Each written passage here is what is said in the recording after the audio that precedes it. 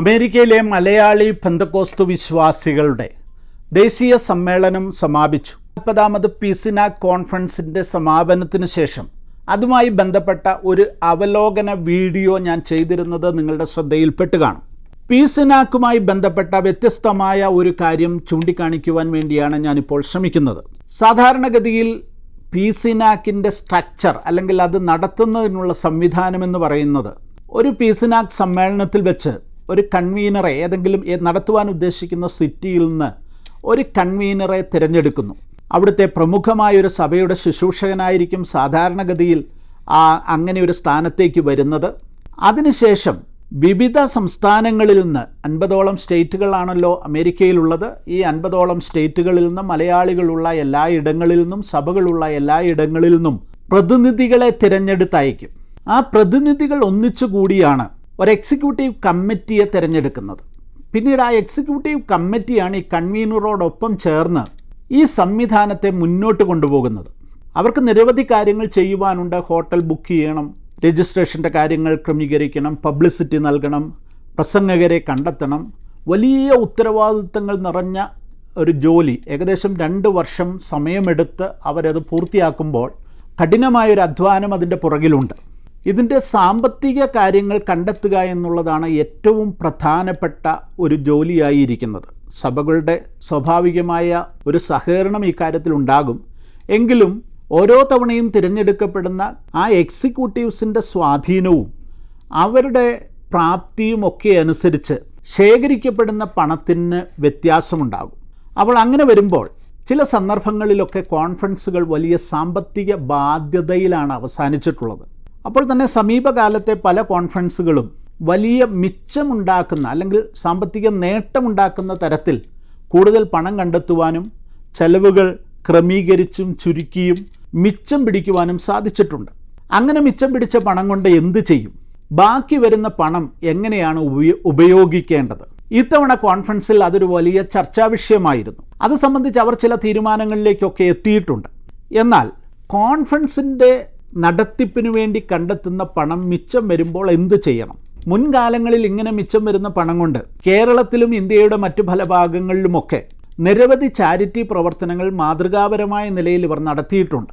അതെല്ലാം അതാത് കമ്മിറ്റിയുടെ എക്സിക്യൂട്ടീവ്സിൻ്റെ തീരുമാനം അനുസരിച്ചാണ് ചെയ്തുകൊണ്ടിരുന്നത്. മറ്റാർക്കും അതിൽ ഇടപെടുവാൻ അവകാശമുണ്ടായിരുന്നില്ല. കാരണം അവരാണല്ലോ ആ പണം പിരിച്ചെടുത്തത്.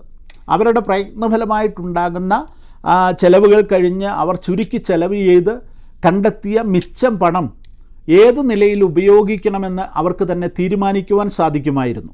അങ്ങനെ തീരുമാനിച്ച് വളരെ ഭംഗിയായി ഈ കാര്യം നിർവഹിച്ച അല്ലെങ്കിൽ ചാരിറ്റി പ്രവർത്തനം നടത്തിയ നിരവധി കൺവീനർമാരുണ്ട്, എക്സിക്യൂട്ടീവ്സ് ഉണ്ട്. ആ കൂട്ടത്തിൽപ്പെട്ട ഒരാളുടെ അനുഭവം അദ്ദേഹം ഹല്ലേലൂയയോട് ഷെയർ ചെയ്ത കാര്യം ഈ വീഡിയോയുടെ ഭാഗമായി ഞാൻ നിങ്ങളുടെ മുൻപിലേക്ക് വയ്ക്കുന്നു. അതായത് അമേരിക്കയിൽ നടന്നിട്ടുള്ള ഏറ്റവും വലിയ പീസിനാക് കോൺഫറൻസ് ഫിലദൽഫിയയിലാണ് നടന്നത്. പാസ്റ്റർ പോൾ യോങ്കിച്ചോ പങ്കെടുത്ത ആ സമ്മേളനം ഇന്ത്യയിൽ കൊല്ലപ്പെട്ട കുഷ്ഠരോഗികൾക്കിടയിൽ പ്രവർത്തിച്ചു കൊണ്ടിരുന്ന ഓസ്ട്രേലിയൻ മിഷണറി ഗ്രഹാം സ്റ്റെയിൻസിൻ്റെ ഭാര്യ ഗ്ലാഡി സ്റ്റെയിൻസ് പങ്കെടുത്ത ആ കോൺഫറൻസ് അമേരിക്കൻ മലയാളി പെന്തക്കോസ്തരുടെ ചരിത്രത്തിലെ ഏറ്റവും തങ്കലിപികളിൽ എഴുതപ്പെട്ട ഒരു കോൺഫറൻസാണ്. 12,000-ലധികം ആളുകളാണ് ആ കോൺഫറൻസിൽ പങ്കെടുത്തത്. അമേരിക്കയിൽ നടന്നിട്ടുള്ള ഏറ്റവും വലിയ മലയാളി സംഗമം അതായിരുന്നു എന്നുള്ളതിന് യാതൊരു സംശയവുമില്ല. അപ്പോൾ ആ സമ്മേളനത്തിൽ നിന്ന് മിച്ചം പിടിച്ച പണം കൊണ്ട് അവർ എന്ത് ചെയ്തു? ജോർജ് മാത്യു പറയുന്ന വാക്കുകൾ നിങ്ങൾക്ക് കേൾക്കാം. പാസ്റ്റർ ജോർജ് മാത്യുവിൻ്റെ നേതൃത്വത്തിലുള്ള ക്രമീകൃതമായ ഒരു സംവിധാനം അവരെ പണം ഉപയോഗപ്പെടുത്തിയത് പ്രധാനമായും ബാരിപ്പടയിൽ, അതായത് ഗ്രഹാം സ്റ്റെയിൻസ് കുഷ്ഠരോഗികളെ ശുശ്രൂഷിച്ചു കൊണ്ടിരുന്ന ഒറീസയിലെ ബാരിപ്പടയിൽ ഗ്രഹാം സ്റ്റെയിൻസിൻ്റെ വലിയ സ്വപ്നമായിരുന്നു ഒരു നല്ല ബിൽഡിങ് അവിടുത്തെ കുഷ്ഠരോഗ ആശുപത്രിക്ക് വേണ്ടി നിർമ്മിക്കണമെന്നുള്ളത്. അങ്ങനെ പീസിനാക്കിൻ്റെ മിച്ചം പിടിച്ച പണം കൊണ്ട് ബാരിപ്പടയിൽ മനോഹരമായ ഒരു കുഷ്ഠരോഗാശുപത്രിക്ക് വേണ്ടിയുള്ള ബിൽഡിങ് പണിയുവാൻ പാസ്റ്റർ ജോർജ് മാത്യുവിനും അദ്ദേഹത്തിൻ്റെ കൂടെ പ്രവർത്തിച്ചവർക്കും സാധിച്ചു എന്നുള്ളത് ഏറ്റവും അഭിമാനകരമായ കാര്യമാണ്. അങ്ങനെ അമേരിക്കൻ മലയാളി പെന്തക്കോസ്തരുടെ സമ്മേളനത്തിൽ നിന്ന് മിച്ചം ലഭിച്ച പണം ഫലകരമായി ഉപയോഗിച്ചുകൊണ്ട് ഒറീസയിലെ കുഷ്ഠരോഗാശുപത്രി, അതുമാത്രവുമല്ല രാജ്യം മുഴുവൻ ശ്രദ്ധിക്കുന്ന ഒരു സ്ഥലം, ഗ്രഹാം സ്റ്റെയിൻസിൻ്റെ മക്കളുടെയും മരണത്തിലൂടെ ഇന്ത്യയിലെ എല്ലാവരുടെയും മനസ്സിൽ ഇടം പിടിച്ച ഒരിടം, അവിടെ കുഷ്ഠരോഗികൾക്ക് വേണ്ടിയുള്ള മനോഹരമായ ഒരു കെട്ടിടം നിർമ്മിക്കുവാൻ ആ പണം ഉപയോഗപ്പെടുത്തി എന്നുള്ളത് നമുക്ക് മലയാളികൾക്ക്, മലയാളി വിശ്വാസികൾക്ക് എല്ലാം അഭിമാനിക്കാവുന്നതാണ്. ജോർജ് മാത്യുവിൻ്റെ വാക്കുകൾ നിങ്ങൾ കേൾക്കുക. ഒപ്പം ഒരു കാര്യം കൂടെ പറയട്ടെ. ഇത്തവണത്തെ കോൺഫറൻസുമായി ബന്ധപ്പെട്ട ഒരു അവലോകനം ഞാൻ നടത്തിയപ്പോൾ ഈ തവണത്തെ കോൺഫറൻസിൻ്റെ, അതായത് 40ാമത് കോൺഫറൻസ് ഷിക്കാഗോയിൽ നടന്ന സമ്മേളനത്തിൻ്റെ കൺവീനറായിരുന്ന പാസ്റ്റർ ജോർജ് സ്റ്റീഫൻസൺ പറഞ്ഞൊരു കാര്യമുണ്ട്. ഞങ്ങളെ സംബന്ധിച്ചിടത്തോളം ഞങ്ങൾ ഏതെങ്കിലും ഒരു ചാരിറ്റി പ്രവർത്തനം നടത്താം എന്ന് വാഗ്ദാനം ചെയ്ത് ആരോടും പണം പിരിച്ചില്ല. അങ്ങനെ ഒരു ലക്ഷ്യമേ ഞങ്ങൾക്കുണ്ടായിരുന്നില്ല. ഞങ്ങൾ ഈ കോൺഫറൻസ് ഏതെങ്കിലും വിധത്തിൽ വിജയിപ്പിക്കുക എന്നുള്ള ഏക ലക്ഷ്യത്തോടു കൂടിയാണ് ഞങ്ങൾ അതിനുവേണ്ടി ശ്രമിച്ചത്. അതുകൊണ്ട് ഞങ്ങളെ സംബന്ധിച്ചിടത്തോളം പണം മിച്ചം പിടിക്കുക എന്നുള്ളതായിരുന്നില്ല ഞങ്ങളുടെ ലക്ഷ്യം. ഞങ്ങൾ കൃത്യമായി ഭംഗിയായി ഇത് പൂർത്തീകരിക്കുവാൻ വേണ്ടിയുള്ള ശ്രമത്തിലായിരുന്നു എന്ന് അദ്ദേഹം വ്യക്തമാക്കുന്നു. അദ്ദേഹത്തിൻ്റെ വാക്കുകളും ഇതോടൊപ്പം കൊടുത്തിട്ടുണ്ട്. തുടർന്ന് വരുന്ന കോൺഫറൻസുകളിലെ കൺവീനർമാർക്ക് അല്ലെങ്കിൽ എക്സിക്യൂട്ടീവ്സിനൊക്കെ മാതൃകയാക്കാവുന്ന 2 മാതൃകകൾ ഞാൻ നിങ്ങളുടെ മുൻപിൽ വയ്ക്കുന്നുവെന്നേ ഉള്ളൂ. ദൈവം എല്ലാവരെയും അനുഗ്രഹിക്കട്ടെ. അതുപോലെയാണ് ഈ ഗ്രഹാം സ്റ്റെയിൻസിൻ്റെ വൈഫ്, അവർ ഒറീസയിലായിരുന്നു, ഗ്ലാഡിയസ്. അപ്പം അവരെയും കൊണ്ടുവരണമെന്ന് എൻ്റെ ഒരു മനസ്സിൽ വലിയൊരു താല്പര്യമാണ്. അവരുടെ ഫോൺ നമ്പർ ഞാൻ പലരെ നോർത്ത് ഇന്ത്യയിൽ എനിക്ക് അറിയാവുന്ന കേരളത്തിലൊക്കെ ഉള്ളവർ പലരെ ഞാൻ കോൺടാക്ട് ചെയ്ത് അവരുടെ കോൺടാക്ട് നമ്പർ കിട്ടിയിട്ടില്ല. അങ്ങനെ ഇരുന്നപ്പോൾ എനിക്ക് തോന്നി ഈ ഇന്ത്യയിലെ ഈ എക്സ്ചേഞ്ചുകളുടെ, ടെലിഫോൺ എക്സ്ചേഞ്ചുകളുടെ ലിസ്റ്റ് ഉണ്ടെന്ന്. അന്ന് ഇതിനകത്ത് ഈ എക്സ്ചേഞ്ചിൻ്റെ ലിസ്റ്റിനകത്ത് ഒരു 10, 100, 150, 200 ഒക്കെ ആൾക്കാരേ ഉള്ളൂ ഈ നോർത്ത് ഇന്ത്യയിലെ ഓരോ ഈ ടെലിഫോൺ എക്സ്ചേഞ്ചിൽ. അങ്ങനെയുള്ള ഒറീസയിലും അതിന് ചുറ്റുമുള്ള എല്ലാ എക്സ്ചേഞ്ചിൻ്റെ ലിസ്റ്റ് ഞാനിങ്ങനെ റിവ്യൂ ചെയ്തപ്പോൾ ഒരു ക്രിസ്ത്യൻ നെയിം ഞാൻ അതിനകത്ത് നോട്ട് ചെയ്തു. ബാരിപ്പടയല്ല, ഇത് വേറെ ഒറീസയിൽ തന്നെ വേറൊരു എക്സ്ചേഞ്ചിലെ ഒരു ക്രിസ്ത്യൻ നെയിം കണ്ട അതിനകത്ത്. ഞാൻ ആ നമ്പർ വെച്ച് വിളിച്ചു. ആ നമ്പർ വിളിച്ചിട്ട് ഞാൻ പറഞ്ഞു, I was trying to contact Gladys Staines. Oh no, we are far away. ഞാൻ ചോദിച്ചു how you can help me എന്ന് ചോദിച്ചിട്ടുണ്ടെങ്കിൽ പറഞ്ഞു, I know one Tamil person in that town, he may know എന്ന് പറഞ്ഞു. എന്നിട്ട് ആ പുള്ളിയുടെ നമ്പർ വന്നു. ആ തമിഴ് മനുഷ്യനെ ഞാൻ വിളിച്ചു, വിൻസെൻ്റ് എന്നോ അങ്ങനെ കണ്ട ഒരു പേരാണ്. ഞാൻ അദ്ദേഹത്തെ വിളിച്ച് ഞാൻ ചോദിച്ചു ഇങ്ങനെ ഗ്ലാഡിസ് സ്റ്റെയിൻസിൻ്റെ.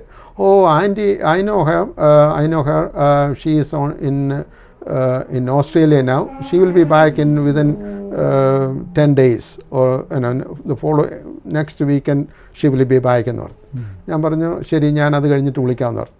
അപ്പോൾ അത് കഴിഞ്ഞ് ഞാൻ വിളിച്ചോണ്ടേ എന്നിട്ട് അവിടെ പോയി ആ മനുഷ്യൻ അവരുടെ വീട്ടിൽ പോയി, ഇതുപോലെ അമേരിക്കയിൽ നിന്നൊരു കോളാണ്, ഒരാൾ വിളിച്ചു എന്ന് പറഞ്ഞ്. അപ്പോൾ അവർ നമ്പർ ആ മനുഷ്യൻ്റെ കൊടുത്തിട്ട് പുള്ളി ഞാൻ പിന്നെ വിളിച്ച് നമ്പർ എടുത്ത് അങ്ങനെയാണ് ഞാൻ ഗ്ലാഡിസിനെ വിളിച്ചിട്ടുണ്ടെങ്കിൽ അവർ പറഞ്ഞു എന്ത് ചെയ്താൽ ഈ യോങ്കിച്ചോയുടെ കാര്യം പറഞ്ഞല്ലോ, എന്ത് ചെയ്താൽ അവർ വരത്തില്ല. കാരണം എസ്തർ അന്ന് 12th ഗ്രേഡിൽ പഠിക്കാൻ കയറുന്നേ ഉള്ളൂ. 11th കഴിഞ്ഞു, 12th ഗ്രേഡിൽ ക്ലാസ് തുടങ്ങുന്നില്ല ആ സമയത്ത്. അപ്പം പറഞ്ഞു we are not planning for any trip. Our daughter is going to be on the 12th grade, so this is not a good time for us to travel. We are focusing on her education. She's going for medical program, program in Puana, so we are not planning any trip. പറഞ്ഞ് പുള്ളിക്കാരത്തെ complete അങ്ങ് refuse ചെയ്തു. ഞാൻ സമ്മതിച്ചില്ല. ഞാൻ പറഞ്ഞു pray about it, we are praying for you എന്നൊക്കെ പറഞ്ഞ്.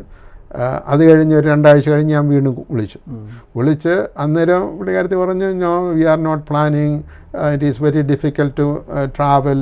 ഞാൻ പറഞ്ഞു ട്രാവലെല്ലാം ഞാൻ അറേഞ്ച് ചെയ്തോളാം, ടിക്കറ്റ് ഓൾ യുവർ ഇങ്ങനെ പല പ്രാവശ്യം വിളിച്ചാണ് ഞാൻ അവരെ അറേഞ്ച് ചെയ്ത്. അവർക്ക് ലണ്ടനിൽ സ്റ്റോപ്പ് ചെയ്യണമെന്ന് പറഞ്ഞു. ഞാൻ പറഞ്ഞു I will take care of all your hotel accommodation and ticket, everything for London. എല്ലാം പറഞ്ഞ് സമ്മതിച്ചാണ് അവർ വന്നത്. പക്ഷെ അവരെ കാണാനാണ് ശരിക്കും ജനം. ഒന്ന് ഞങ്ങളുടെ കൂടെ 2 ദിവസം താമസിച്ചു, ഞങ്ങളുടെ വീട്ടിൽ താമസിച്ചു. അതിനുശേഷമാണ് 2 ദിവസം നേരത്തെ ഞങ്ങൾ കോൺഫറൻസ് സെൻറ്ററിൽ പോയി താമസിച്ച്. സോ അവർ വളരെ ബ്ലെസ്സിങ് ആയിരുന്നു. എന്നിട്ട് ഒരു ശനിയാഴ്ച പകലത്തെ ഹോൾ മോർണിംഗ് സെഷൻ ഇന്ത്യയിലെ സുവിശേഷ പ്രവർത്തനത്തിൻ്റെ തടസ്സങ്ങളും അത് എങ്ങനെ അതിജീവിക്കാമെന്നുള്ളതിനെക്കുറിച്ചുള്ള ഒരു സെമിനാറായിരുന്നു. ആ ഫുൾ ടൈം പുള്ളിക്കാരത്തേക്ക് മെസ്സേജിന് ടൈം കൊടുത്തു. ഒരു നല്ല ഇതായിരുന്നു. അതിനുശേഷം ഗ്രഹാം സ്റ്റെയിൻസിൻ്റെ ഒരു വലിയ താല്പര്യമായിരുന്നു അദ്ദേഹം ജീവിച്ചിരിക്കുന്ന സമയത്ത് ഒരു കുഷ്ഠരോഗികൾക്ക് വേണ്ടി ഒരു ആശുപത്രി പണിയെന്നുള്ളത്. അതിന് സ്ഥലം എങ്ങാണ്ട് ആരും ഡൊണേറ്റ് ചെയ്തുകൊണ്ടായിരുന്നു. പക്ഷേ ബിൽഡിംഗ് പണിയാനും ഒന്നുമുള്ള ഒരു സാമ്പത്തികമായിട്ടുള്ളതൊന്നും അദ്ദേഹത്തിൻ്റെ സമയത്തുണ്ടായിരുന്നു. അപ്പോൾ ആ വിഷയം ഞാൻ ആ സെമിനാറിന് പറഞ്ഞ് ഞങ്ങൾക്ക് അതിനുവേണ്ടി ഞാനൊരു പ്രത്യേക ഓഫറിങ് കണക്ട് ചെയ്തു. അതിനുവേണ്ടി 25 ലക്ഷം രൂപ, 25 ഏകദേശം അന്നൊരു ലിയാന സിങ്ക്വാൻറ്റെ എന്നും പറഞ്ഞൊരു സഹോദരി ഉണ്ടായിരുന്നു. അപ്പം ആ പുള്ളിക്കാരത്തെയും സമയം എടുത്തായിരുന്നു. അപ്പോൾ അവർക്കൊരു $10,000 കൊടുത്തു. അതിനുശേഷം ബാക്കിയുള്ള 25 ലക്ഷം രൂപ ഈ ഗ്രഹാം സ്റ്റെയിൻസിൻ്റെ മെമ്മോറിയൽ ഹോസ്പിറ്റൽ പണിയാൻ വേണ്ടി കൊടുത്തു. ആ പൈസ കൊണ്ട് ഹോസ്പിറ്റലിൽ പണിതു. അടുത്ത വർഷം ആയപ്പോഴത്തേക്ക് അത് ഉദ്ഘാടനം ചെയ്തു. ഞങ്ങളുടെ ഇവിടുത്തെ സ്തോത്രാഴ്ച കൊണ്ട് ആ ഒരു സ്വപ്നം സാക്ഷാത്കരിക്കാനിടയായി. അതൊരു വണ്ടർ. ഞാൻ ആദ്യമായിട്ട് കേൾക്കുക അത് സംഭവം കേട്ടോ. ഓക്കെ, പീസ്നാക്കിൻ്റെ ഒരു വലിയ അച്ചീവ്മെൻ്റ് ആണ് അത് സത്യത്തിൽ. അതിനുശേഷം ഞങ്ങൾ 9 ചർച്ച് ഹോളും 4 പേർക്ക് ക്രിസ്ത്യൻ ഫെയ്ത്തിലേക്കൊക്കെ വന്ന വീടില്ലാതെ വീട്ടിൽ നിന്നൊക്കെ ഇറക്കി വിട്ടും ഇങ്ങനെ വീടൊന്നും ഇല്ലാതെ ഉള്ള ആൾക്കാർക്ക് വേണ്ടി ഒരു 4 പേർക്ക് വീടും 9 ആരാധന ഹോളും ഇവിടുത്തെ പൈസ അധികം വന്നുകൊണ്ട് ഞങ്ങൾ ക്രമീകരിച്ചു കൊടുത്തു. ഓ ശരി. ഓക്കെ, ഈ ഗ്രഹാം സ്റ്റെയിൻസുമായിട്ട് ഇപ്പോൾ എന്തെങ്കിലും ബന്ധമുണ്ട്? അതിനുശേഷം ഞാൻ പല പ്രാവശ്യം അവർക്ക് ഇമെയിൽ അയക്കുകയൊക്കെ ചെയ്യുമായിരുന്നു.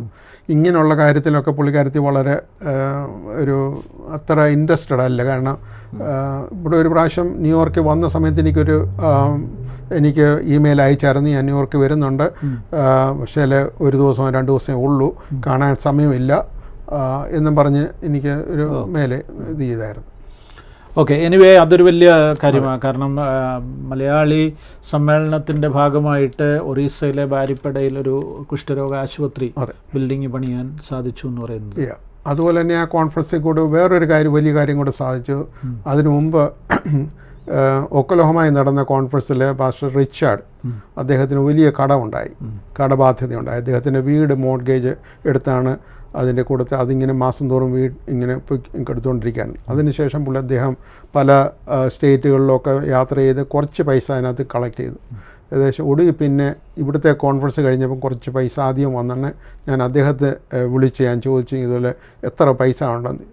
ചെറിയൊരു സംഭാവന ബാക്കി എന്തെങ്കിലും ഉണ്ടെങ്കിൽ അപ്പം പുള്ളി 1000 എങ്ങാനും പ്രതീക്ഷിച്ച് കാണത്തുള്ളായിരിക്കും. അതുകൊണ്ട് പുള്ളി കൂടുതൽ ഡീറ്റെയിൽ ഒന്നും പറഞ്ഞു. ഞാൻ പറഞ്ഞു എത്ര പൈസ ബാലൻസ് വരും, അത് എനിക്കറിയത്തില്ല, അത് ബാങ്ക് ചോദിച്ചെങ്കിലേ അറിയത്തുള്ളൂ എന്നൊക്കെ പറഞ്ഞ് പുള്ളി ഞാൻ പറഞ്ഞു അല്ല, എനിക്ക് അറിയണം എത്ര പൈസ ബാലൻസ് ഉണ്ട്, അതനുസരിച്ച് ഞാൻ സംഭാവന തരാമെന്ന് പറഞ്ഞു. അപ്പോൾ പുള്ളി ഒരിക്കലും വിചാരിച്ചില്ല ഇങ്ങനെ ഞാൻ കൊടുക്കുന്ന തുകയെക്കുറിച്ച് പുള്ളിക്ക് അറിയത്തില്ലായിരുന്നു. പുള്ളി എന്നിട്ട് 16,900 അതുപോലെ ഓൾമോസ്റ്റ് $17,000 അടുത്ത ബാധ്യത അന്ന് പുള്ളിക്കുണ്ടായിരുന്നു. പുള്ളിയുടെ വൈഫിൻ്റെ പൈസ കിട്ടുന്ന ഇൻകം കൊണ്ടും വീടിന് മോർഗേജൊക്കെ അടച്ച് ഇങ്ങനെ 2ാമത്തെ ലോൺ ഇങ്ങനെ അടയ്ക്കുകയാണ്.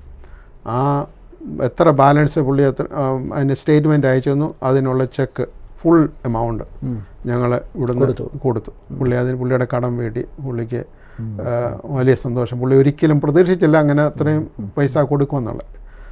അങ്ങനെ ഒരു കാര്യത്തിൽ വളരെ സാറ്റിസ്ഫാക്ഷൻ ഉണ്ട്. ഈ അവിടെ ഇങ്ങനെ ഓരോ കോൺഫറൻസിലും ഞങ്ങൾക്കത് കടമാണ്, ഞങ്ങൾക്ക് സഹായിക്കണം, ഇങ്ങനൊന്നും പറയേണ്ടി വന്നില്ല. പോയിടത്തെല്ലാം ജനങ്ങളുടെ വലിയ സ്വീകരണം ഞങ്ങൾക്ക് ലഭിച്ചു. പറഞ്ഞ വിഷയങ്ങൾ അവരതുപോലെ സ്വീകരിക്കുകയും, ഞങ്ങൾ ആദ്യമേ പറഞ്ഞിരുന്നു ഇതൊരു ചാരിറ്റി വർക്കിന് വേണ്ടിയുള്ള കാര്യമായി ഞങ്ങൾ എടുക്കുന്നില്ല, ജനങ്ങൾ വരുന്നത് അനുഗ്രഹിക്കപ്പെടണം, വല്ലതും അധികപ്പറ്റായി ലഭിച്ചാൽ അതിന് മറ്റ് ഭാവി പീസിനാക്കിന് ഒരു അനുഗ്രഹമാകത്തക്കവണ്ണം ഞങ്ങൾ ഇനി ശേഷിക്കുന്നതെന്തെങ്കിലും ഉണ്ടെങ്കിൽ ഒരു മൂലധനമാക്കി ട്രാൻസ്ഫർ ചെയ്ത് കൊടുക്കണമെന്നാണ് എൻ്റെ മനസ്സിലെ താല്പര്യം. അതിനിടയിലാണ് ഞാൻ പ്രവർത്തിച്ചു കൊണ്ടിരിക്കുന്നത്.